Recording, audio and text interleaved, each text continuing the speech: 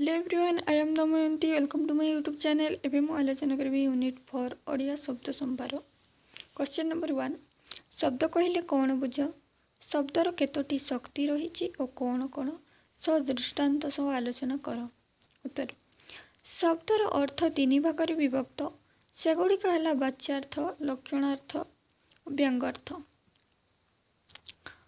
शब्दार्थ भली शब्द मध्य तीन भागरे विभक्त, यथा वाच्यक, लक्षणिक और व्यंजना। तीन प्रकार अर्थर प्रतीत पाई शब्दर तीनोटी शक्ति रही, यथा अभिधा शक्ति, लक्षण शक्ति और व्यंजन शक्ति नाम परिचित। एक अभिधा शक्ति, वाच्यर अवरोध पाई शब्दर जो शक्ति रही ताहाको अभिधा शक्ति कुआଯାଏ। यही अभिधा शक्ति द्वारा सांकेतिक अर्थ प्रतीत होता है। माने आम वाक्य को नियंत्रण किपरि करि परिबा, छोट करी किपरि लिखि परिबा, ताहाको आम अभिधा शक्ति कहि थाउ। मनीष, हाथी, घोड़ा, राम, श्याम आदि शब्दरू जो अर्थ प्रतीत हुए ताहा वाच्यार्थ। शिशुटी मातृगर्भरू शब्द शिखि न थाए, मात्र समाज रे व्यवहृत विभिन्न शब्दर सांकेतिक अर्थ ग्रहण करिथाए। यथा पिलाटीए जेतेबेले शुणे गाई को खाइबा को दियो, सेतेबेले से एही वाक्यर अर्थ केवल गाई बोली बुझे नहीं, से बुझे गाई कहिले एक गृहपालित पशु एवं खाइबा को कहिले खाद्य द्रव्य जहाँ गाई रो खाद्य को बुझाए। माने ये सर्ट रे कहगला गाई को खाइबा को दिवस, ये कौन कहगला कि जे एक गृहपालित पशु गाई तार खाद्य होची ताको खाइबा को दियो, एते बड़ कहा ना जाए खाली गाई को खाइबा को दियो कहगला, किंतु बुझा गला जे से एक गृहपालित पशु और खाइबा को कहले खाद्य द्रव्य को सब बुझा जाउची, तेणुक अभिधा शक्ति कह जाउची। तापरे लक्षण शक्ति कौन? वाच्यार्थर अवरोध रे प्रकृत अर्थ असंगत हेले रूढ़ी अथवा प्रयोजन अनुजाई अर्थ एक अर्थ प्रतीत पाई शब्दर दरकार हुए, सही शक्ति लक्षण शक्ति नाम अभिहित। माने गोटे गोटे सेंटेंस लेखा हिथिबो ताकू आमे अनेक लक्षण आमे बुझी थाउ। लक्षणार्थ पाई व्यवहृत हेउथिबा शक्ति ही लक्षण। यह दुई प्रकार, रूढ़ी लक्षण, प्रयोजन लक्षण। माने गोटे सेंटेंस लेखा हिथिबो तार अर्थ अनेक थिबो, ताकू आमे लक्षण शक्ति कहि थाउ। रूढ़ी लक्षण कौन ना कलिंग साहसी अटे, एटा गोटे सेंटेंस। यही वाक्य कलिंगवासी माने साहसी बोली बुझिबाकू हेबो, किंतु एक राज्य विशेष, कलिंग एक राज्य विशेष, तेणु कलिंग साहसी हेबा असंभव। कलिंगटा कौन साहसी हेबो कि? एठी लिखाई कलिंग साहसी अटे, किंतु एठी हमको बुझिबा पई पड़िबो कौन ना कलिंग रे थिबा लोक माने साहसी। मानसिक मनुष्य एक सुगुण होइथिबारु एही वाक्य कलिंग शब्द लक्षणा शक्ति द्वारा कलिंग देशर पुरुषार्थ प्रतिपादन करुछि। पुणी कलिंगवासी साहसी थिबार प्रमाण रही। एठारे रूढ़ी द्वारा अर्थ प्रतीत हेबारु एठारे रूढ़ी लक्षण हुए। तापरे प्रयोजन लक्षण, महानदी रे सोनपुर अवस्थित एक सेंटेंस। यही वाक्य रे महानदी एक नदी विशेष, यार मुख्यार्थ हेउछि जलस्रोत।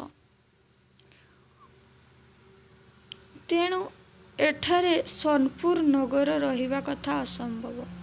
कौन महानदी रे सोनपुर अवस्थित, कौन महानदी भितर कौन सोनपुर रही पारिबो कि ना, कारण जलस्रोत जल उपर किपर रही पारिबो। एठारे महानदी शब्दर लक्ष्यार्थ होउछि तट देश, तार लक्ष्यार्थ कौन ना तट देश। तेणु एठारे महानदी कूल रे सोनपुर नगर अवस्थित कथा को बुझिबाकू हेबो। महानदी कूल ये लिखाई महानदी सोनपुर अवस्थित किंतु आमे बुझुचु महानदी कूल सोनपुर अवस्थित बोली। रूढ़ी लक्षण परि प्रयोजन लक्षण मध्य अवशिष्ट। तापरे व्यंजन शक्ति 3 व्यंजन शक्ति वक्तार इच्छामय अभिव्यक्ति ही वृत्ति।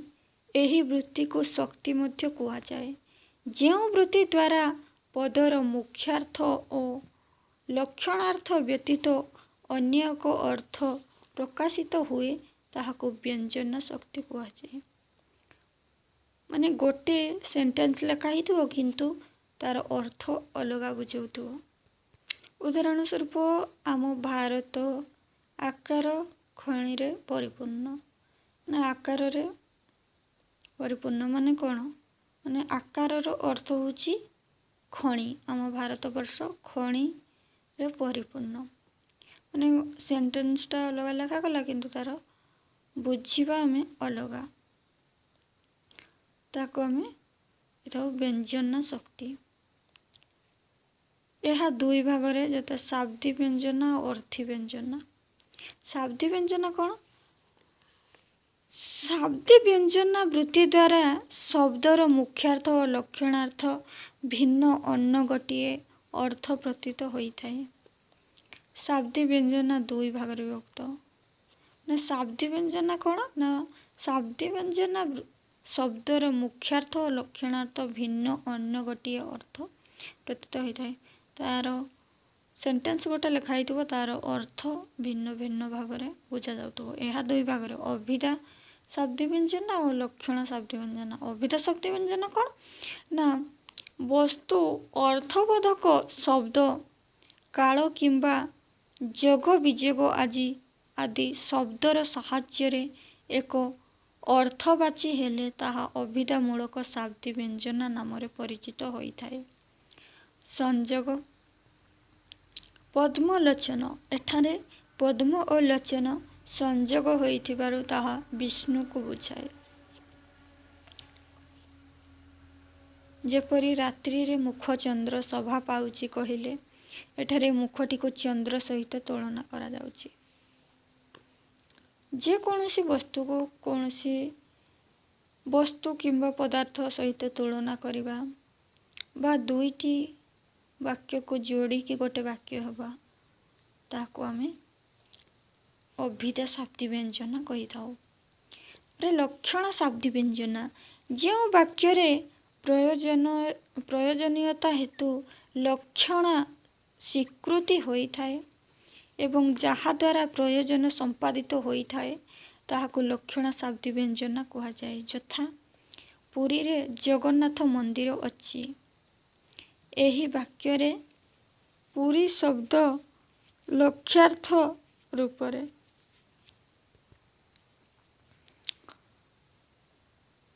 एही वाक्य रे पुरी शब्दर अर्थ लक्ष्यार्थ रे पुरी रे एही पुरी रे जगन्नाथ मंदिर अच्छी तेणु एठारे लक्षण मूलक शाब्दी व्यंजन प्रकाश पाउछि। तापर अर्थी व्यंजन अर्थ संबंधी व्यंजना को अर्थी व्यंजना कहा जाए। वाच्यकाको और चेष्टाधीर वैशिष्ट्य हेतु जो वृत्ति अन्य एक अर्थ व्यक्त करे ताहा अर्थी व्यंजन अटे। यथा बारुणी गगन प्लावित प्रभाव रे गंधर्व नगरी शोभा को धिक्कारे। एठारे चिलिकार नील बिचिर शोभा ठारू पद्मावतीर केश शोभा अधिक बोली कथित। एहीपरि वाक्यर मूल उपादान शब्द वाक्य भिन्न बा विभिन्न रूप धारण करिथाए।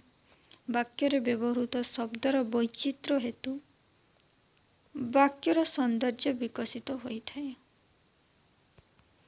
ये लंग क्वेश्चन थी आमर एग्जाम रे पड़ी थिला तेणु पढ़िबार बहुत संभावना अच्छी। क्वेश्चन नंबर 2 ओडिया शब्द भंडार विषय आलोचना कर। मनुष्य एक सामाजिक प्राणी होइथिबारु समाज रे बास करिबाको हेले अन्य उपरे निर्भर करने पड़िଥାଏ। निजर आवश्यकता को पूरण करने पाई गोटे स्थानरू अन्य स्थान को जाइଥାଏ। गोटे देश आउ गोटे देश सहित निजर राजनैतिक सामाजिक वाणिज्यिक सांस्कृतिक इत्यादि माध्यम संपर्क प्रतिष्ठा करे। अतीत वीर माने मध्य निजर देशरू जाई अन्य देश मानंकु आक्रमण करी शासन प्रतिष्ठा करिबा इतिहास रे पटांतर नाही।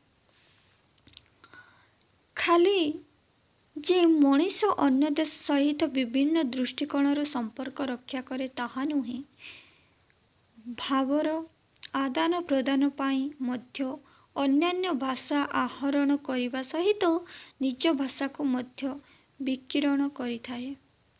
फलरे गोटे देशर भाषा सहित अन्य देशर सामंजस्य देखिबा सहित गुड़ाए शब्द मध्य भाषारे प्रवेश करी भाषाकोश को समृद्ध करिଥାଏ। अतीत रे भारत वर्ष सहित अन्यान्य देश मानकर विभिन्न दृष्टिकोणरू संपर्क प्रतिष्ठा हेबा फलरे भारतीय भाषा मानकर विदेशी भाषार गुड़ाए शब्द भावरे आदान प्रदान माध्यमरे एभली भावे प्रवेश करिछि जथा आज जानिबा कष्टकर होई पड़िछि। अतीत रे भारत को आगमन पूर्वर ए देश रे द्राविड़ और आदिवासी माने बसवास करुतिले। भारत को आर्य माने आगमन करिबा परे जो भाषार कथबार्ता कले ताहाको भारतीय आर्य भाषा कुहा जाए। एही भारतीय आर्य भाषा मानंक ठारू भारतीय भाषा मानंकर सृष्टि। भारतीय आर्य भाषा मुख्यतः तीन प्रकार: प्राचीन भारतीय आर्य भाषा, मध्य भारतीय आर्य भाषा और आधुनिक भारतीय आर्य भाषा। ये शॉर्ट क्वेश्चन पड़े। भारतीय आर्य भाषा को केते भाग में विभक्त ना तीन भाग में मन रखिथे। प्राचीन भारतीय आर्य भाषा कहले संस्कृत भाषा को बुझाए। एटा मते शॉर्ट क्वेश्चन पड़े। प्राचीन भारतीय आर्य भाषा का कहा जाए। यही प्राचीन भारतीय आर्य भाषा मध्य भारतीय आर्य भाषा देई आधुनिक भारतीय आर्य भाषा रे पहुँची थाए। आधुनिक भारतीय आर्य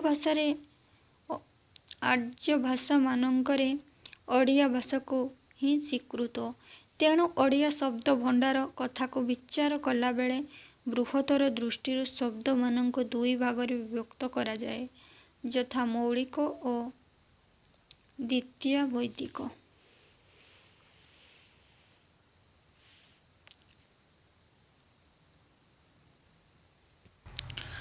शब्द भंडार को दुई भाग में विभक्त: भारतीय आर्य भाषा और वैदिक भाषा। भारतीय आर्य भाषा होची तत्सम, अर्धतत्सम, तद्भव, देशज। वैदेशिक शब्द होची जावनिक और यूरोपीय। जावनिक शब्द होची पारसी, अरबिक और तुर्की। यूरोपीय शब्द होची इंग्राजी, फरासी, पर्तुगीज और ओलंदाज। एगुड़िक शॉर्ट क्वेश्चन मते पड़े। जावनिक शब्द क्या कहा जाए? पारसी, अरबिक, तुर्की लिखिए। यूरोपीय शब्द किए किए अवस्थित ना इंग्राजी, पारसी, पर्तुगीज, ओलंदाज। एक तत्सम शब्द तत् अर्थ संस्कृत भाषा को बुझाए। एणु संस्कृत भाषा रे जेउ शब्द गुड़िक अविकल भाव ओडिया भाषा रे व्यवहृत ताहाको तत्सम शब्द कहा जाए। तत्सम बा तत्सम अर्थ संस्कृत सहित अविकल भावरे समान संस्कृत होउची प्राचीन भारतीय आर्य भाषा। यह परे परे मध्य भारतीय आर्य भाषा गुड़िकर सृष्टि एवं मध्य भारतीय आर्य भाषार परवर्ती पर्याय होउची आधुनिक आर्य भाषा। पूर्वर उल्लेख अछि जे ओडिया भाषा होउची आधुनिक आर्य भाषा मानकर मध्यरु अन्यतम भाषा। एणु जदि शब्द गुड़िक अविकल भावे एवं प्रत्यक्ष भावे संस्कृत ओडिया को आसीछि ताहा ही तत्सम शब्द कहले। तत्सम शब्द को दुई भाग में विभक्त, यथा तत्सम और अर्ध तत्सम। संस्कृत व तत्सम शब्द अन्य भाषा मध्य देई विकृत न होई बा अपभ्रष्ट बा परिवर्तन रूप ही अर्ध तत्सम। ओडिया भाषा रे ଅନ୍ୟୁନ୍ୟ ଏକ ତୃତୀୟାଂଶ ତତ୍ସମ ଶବ୍ଦ ପ୍ରଚଳିତ। କେବଳ ଶବ୍ଦ ଦୃଷ୍ଟିରୁ ନୁହେଁ, ଓଡ଼ିଆ ଭାଷାର ବ୍ୟାକରଣ ମଧ୍ୟ ସଂସ୍କୃତ ବ୍ୟାକରଣର ଅନୁସରଣରେ ଗଠିତ ହୋଇଥିବାରୁ ସଂସ୍କୃତକୁ ଓଡ଼ିଆ ଭାଷାର ଜନନୀ ବୋଲି କୁହାଯାଏ।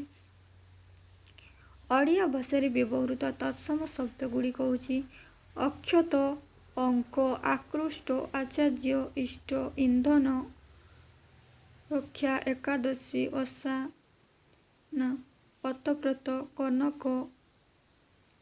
ଏଗୁଡ଼ିକ ସର୍ଟ କ୍ୱେଶ୍ଚନ୍ ପଡ଼େ। କ'ଣ ତତ୍ସମ ଶବ୍ଦ ଗୁଡ଼ିକ କ'ଣ? ଓଡ଼ିଆ ଭାଷାରେ ବ୍ୟବହୃତ ତତ୍ସମ ଶବ୍ଦ ଗୁଡ଼ିକ କ'ଣ? ତେଣୁକରି ଏଗୁଡ଼ିକ ମନେ ରଖିଥିବେ। ତାପରେ ଅର୍ଦ୍ଧ ତତ୍ସମ। ଅର୍ଦ୍ଧ ତତ୍ସମ ଶବ୍ଦ କହିଲେ ଯେଉଁ ଶବ୍ଦରୁ ବ୍ୟବହୃତ ବା ପ୍ରାଚୀନ ଭାରତୀୟ ଆର୍ଯ୍ୟ ଭାଷାକୁ ମଧ୍ୟ ଭାରତୀୟ ଆର୍ଯ୍ୟ ଭାଷା ପ୍ରାକୃତ ଭାଷା ନ ଦେଇ ଓଡ଼ିଆ ଭାଷାରେ ପ୍ରବେଶ କଲାବେଳେ ପରିବର୍ତ୍ତିତ ହୋଇଛି ବା ଏହାକୁ ଅର୍ଦ୍ଧ କରିବା ଅର୍ଥ ଏହା ତତ୍ସମ ଶବ୍ଦ ସିଧାସଳଖ ଅପଭ୍ରଷ୍ଟ ବା ବିକୃତ ରୂପ, ଯଥା ତତ୍ସମ ଶବ୍ଦ ଓ ଅର୍ଦ୍ଧ ତତ୍ସମ। ତତ୍ସମରେ ଆମର ଅଳ୍ପ ଲେଖାଗଲା ବେଳେ ଅର୍ଦ୍ଧ ତତ୍ସମରେ ଅଳପ। ତତ୍ସମରେ ଆମର ମଣିଷ ଲେଖାଗଲା ବେଳେ ଅର୍ଦ୍ଧ ତତ୍ସମରେ ଆଇଁଷ। ତତ୍ସମରେ ଉଷ୍ମ ଲେଖାଗଲା ବେଳେ ଅର୍ଦ୍ଧ ତତ୍ସମରେ ଉଷୁମ। ତତ୍ସମରେ କୁମାରୀ, ଅର୍ଦ୍ଧ ତତ୍ସମରେ କୁଆଁରୀ। ତତ୍ସମରେ ନଗ୍ର, ଅର୍ଦ୍ଧ ତତ୍ସମରେ ନଗର। ତତ୍ସମରେ ପୂର୍ଣ୍ଣିମା, ଅର୍ଦ୍ଧ ତତ୍ସମରେ ପୁନେଇ। ଏହିଭଳି ଭାବରେ ଲେଖାଯାଏ। ତାପରେ ତଦ୍ଭବ। ପ୍ରାଚୀନ ଭାରତୀୟ ଆର୍ଯ୍ୟ ଭାଷାରୁ ମଧ୍ୟ ଭାରତୀୟ ଆର୍ଯ୍ୟ ଦେଇ ନବୀନ ଭାରତୀୟ ଆର୍ଯ୍ୟରେ ପ୍ରବେଶ କରିବା ଶବ୍ଦକୁ ତଦ୍ଭବ ଶବ୍ଦ କୁହାଯାଏ। ତଦ୍ଭବର ଅର୍ଥ ସେଥିରୁ ଜାତ, ଅର୍ଥାତ୍ ସଂସ୍କୃତରୁ ଜାତ। ଅତଏବ ଯେଉଁ ଶବ୍ଦରୁ ସଂସ୍କୃତରୁ ପରିବର୍ତ୍ତିତ ହୋଇ ପ୍ରାକୃତ ମାଧ୍ୟମରେ ଓଡ଼ିଆରେ ପ୍ରବେଶ କରିଛି, ସେଗୁଡ଼ିକୁ ତଦ୍ଭବ ଶବ୍ଦ ଭିତରେ ଗ୍ରହଣ କରାଯାଏ। ନିମ୍ନରେ କେତେଗୁଡ଼ିଏ ତଦ୍ଭବ ଶବ୍ଦ।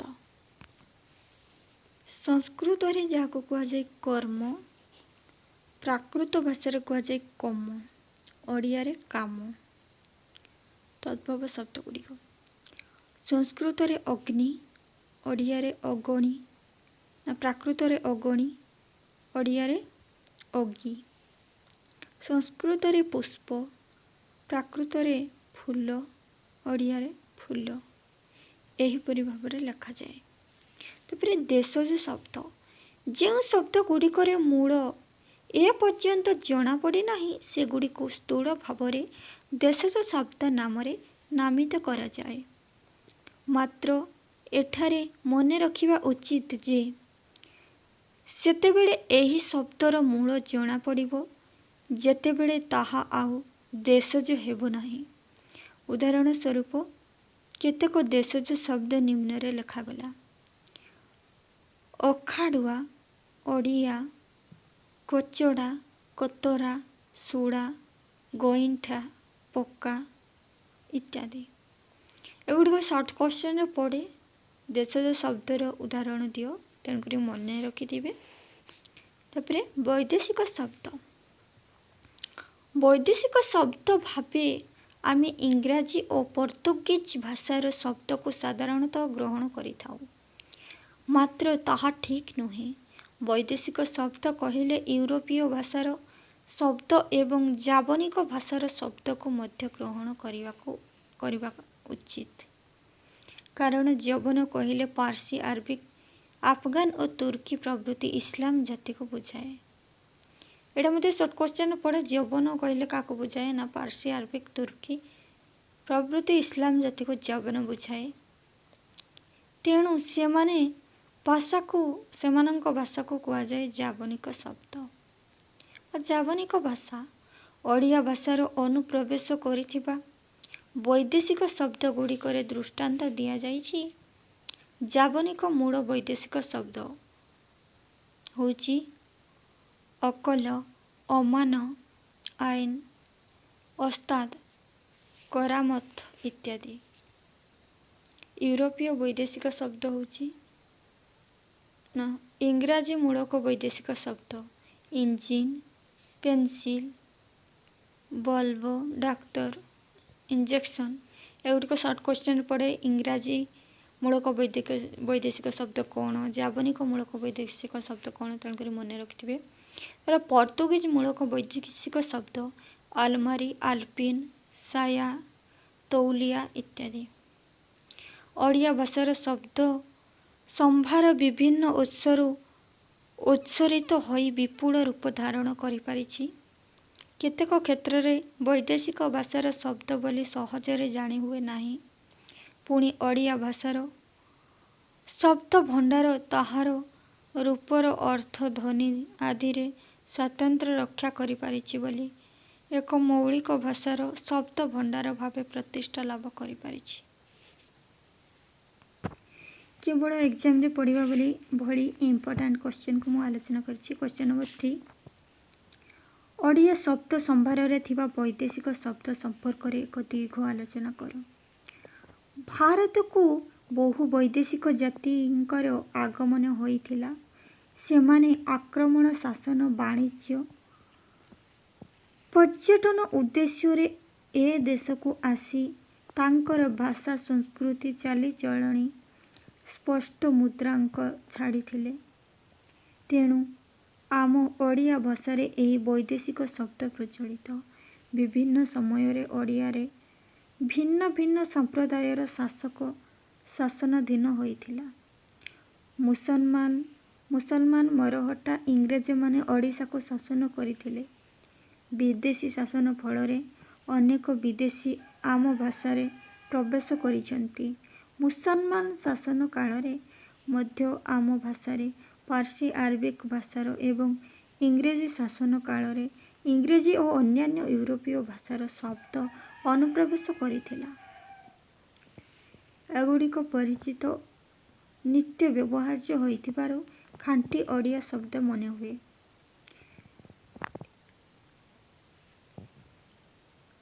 ଓଡ଼ିଆ ସମ୍ଭାରରେ ବୈଦେଶିକ ଶବ୍ଦଗୁଡ଼ିକ ହେଉଛି ଅଇନା, ଅଇବ, ଅଇସ, ଅଭରତ, ଅଉଲ, ଅକ୍ତିଆର, ଅକ୍ସରମା, ଅକରାର, ଅନଳ, ଅକସ, ଅଚାନକ, ଅଜୁରା, ଅତର, ଅତଲସ, ଔଦତ, ଅଦଳବଦଳ, ଅଦାଲତ, ଅନ୍ଧର ଇତ୍ୟାଦି। ଏଗୁଡ଼ିକ ସବ୍ କ୍ୱେଶ୍ଚନରେ ମଧ୍ୟ ପଡ଼େ। ଓଡ଼ିଆ ଶବ୍ଦ ଭଣ୍ଡାରର ବୈଦେଶିକ ଶବ୍ଦର ଉଦାହରଣ ଦିଅ, ତେଣୁକରି ଏଗୁଡ଼ିକୁ ମନେ ରଖିଥିବେ ଭଲ ଭାବରେ। ତାପରେ ଓଡ଼ିଆ ଶବ୍ଦ ଭଣ୍ଡାରରେ ପାର୍ସୀ ଶବ୍ଦ, ଏଗୁଡ଼ିକ ମଧ୍ୟ ସବ୍ କ୍ୱେଶ୍ଚନରେ ପଡ଼େ। ପାର୍ସୀ ଶବ୍ଦ ହେଉଛି ଅଙ୍ଗାର, ଅଜବ, ଅନିଶା, ଅବଖୁରା, ଅବକାରୀ, ଅବଶେଷ, ଅରଜି, ଆଖର, ଆଜାଦ, ଆଓହାଜ, ଆହ୍ଲାଦ, ଆମଦାନୀ, ଆସମାନ, ଇସ୍ତାଦ, କାବୁ, କବାବ, କବାଲି, କରମ, କମର, କରଜ, କଲମ, କଲମୀ, କାଗଜ, କାମିଜ, କାରବାର, କାରିଗର, କିନାରା, କୁର୍ତ୍ତା, କୁସତି ଇତ୍ୟାଦି। ମନେ ରଖିବେ, ଏଗୁଡ଼ିକ ସର୍ଟ କ୍ୱେଶ୍ଚନ ମଧ୍ୟ ପଡ଼େ।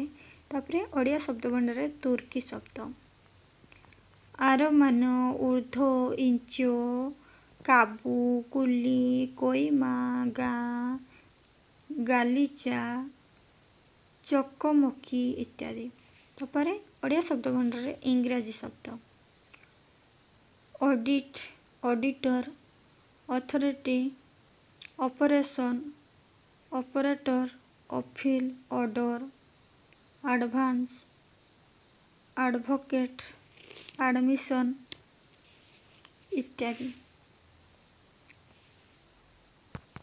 तापरे केतेक शब्द गुड़िक किंचित विवर्तित रूपरे व्यवहृत। अर्धड़ी, अस्ताबंद, आराम चेयर, करुआन, कांचिया होता, ज्ञान तराटी, किलटर, गिलास इत्यादि। तापर पोर्तुगीज शब्द ओडिया शब्द भंडार पोर्तुगीज शब्द किपरि ना अनारस, आतो, ऑफिस, आल्पिन, आलमारी, स्त्री, इस्पात, एरिया, ओलंदाज, काफली, किराणी, कारतुजो, किरोस्तान, क्रूज इत्यादि। तापर पारसी शब्द ग्यारेज, बजेट, जज, जूरी, मेसिन, सार, मैडम, मास्टर इत्यादि। ओलंदाज शब्द स्क्रूप, तुरुप, प्यारिस, ब्रांडी, लंडन इत्यादि। एहीपरि भाବରେ विभिन्न वैदेशिक ओडिया भाषा रे मिसी ओडिया शब्द भावे प्रचारित होइछि। क्वेश्चन नंबर 2 ओडिया शब्द संभार विषय आलोचना करो। यहाँ मध्य गोटे पढ़ा भले क्वेश्चन। मनुष्य एक सामाजिक प्राणी होइथिबारु समाज रे बास करिबाकू हेले अन्य उपरे निर्भर करिबाकू पड़िथाए। निजर आवश्यकता को पूरण करिबा पई गोटिए स्थानरु अन्य स्थान को जाइथाए। गोटिए देश आउ गोटिए देश सहित निजर राजनैतिक, सामाजिक, वाणिज्यिक, सांस्कृतिक इत्यादि माध्यम रे संपर्क प्रतिष्ठा करे। अतीत रे वीर माने मध्य निजर देशरु जाई अन्यान्य देश मानंकु आक्रमण करी शासन प्रतिष्ठा करिबा इतिहास रे पटांतर नाही। खाली जे मनीष अन्य देश सहित विभिन्न दृष्टिकोण संपर्क रक्षा करे ताहा नुहे। भावर आदान प्रदान पाई मध्य अन्य भाषा आहरण करिबा सहित निज भाषा को मध्य विकिरण करिथाए। फलरे गोटिए देशर भाषा सहित अन्यान्य देशर सामंजस्य देखिबा सह गुड़ाए शब्द मध्य भाषा रे प्रवेश करी भाषाकोश को समृद्ध करे। अतीत रे भारत वर्ष सहित अन्यान्य देश मानकर विभिन्न दृष्टिकोणरू संपर्क प्रतिष्ठा हेबा फलरे भारतीय आर्य भाषा मानकर विदेशी भाषा गुड़ाए शब्द भावरे आदान प्रदान माध्यम रे एभली भावरे प्रवेश करिछि तथा आजि जानिबा कष्टकर होई पड़िछि। भारतीय आर्य भाषा मुख्यतः 3 प्रकारर। प्राचीन भारतीय आर्य भाषा, मध्य भारतीय आर्य भाषा और आधुनिक भारतीय आर्य भाषा। प्राचीन भारतीय आर्य भाषा कहिले संस्कृत भाषा को बुझाए। एहीपरि प्राचीन भारतीय आर्य भाषा मध्य भारतीय आर्य भाषा देई आधुनिक भारतीय आर्य भाषा भाବରେ परिचित। आधुनिक भारतीय आर्य भाषा रे ओडिया भाषा को ही स्वीकृत।